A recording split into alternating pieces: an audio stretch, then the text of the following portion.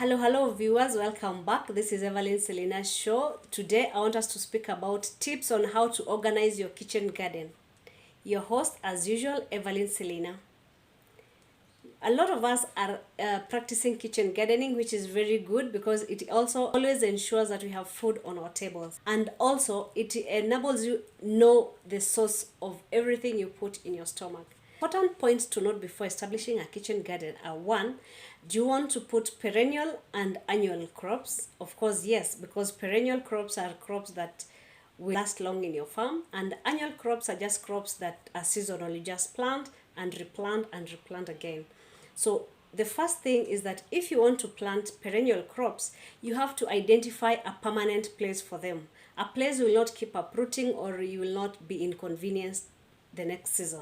So especially far away, probably at the edges of your fence, it's very key and very important, but it also depends on how you want to plan your farm. You also need to identify the short and taller crops that you want to put in your farm, so that the taller crops are put on the northern side of your kitchen garden, so that they do not put a lot of shade to the shorter crop varieties. Another thing you need to establish is that you need to know the different harvesting periods for different crops, so that when you are intercropping, then you're sure to mix the correct crops and do the right thing, so that you're not inconvenienced during harvesting.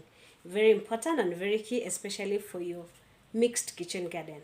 To consider your family requirements, you need to know and you need to identify what kind of vegetables or what kind of plants your family loves to use, so that whatever they love to use is what you plant, so that you're not inconvenienced by planting something that your family will not even use. Other people do not want to plant tomatoes, do not put tomatoes in their for you don't even require to have the tomatoes in your kitchen in the first place. So always consider what your family will use. Another thing is that you need to stagger your crops.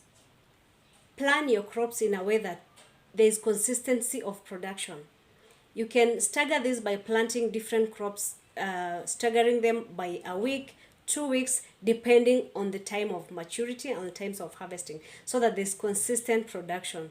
Another thing is that you need to identify the crops that do well during the cool season and the crops that do well during the warm season. People that have a lot of excess shade in their backyard, then you can only plant, it is advisable for you to plant crops that will tolerate the shade. Otherwise, if you plant crops that require a lot of sunlight, then you'll be sure you'll not do very well. So crops that require cooler weather, and you will be just fine. So thank you very much. See you in the next video.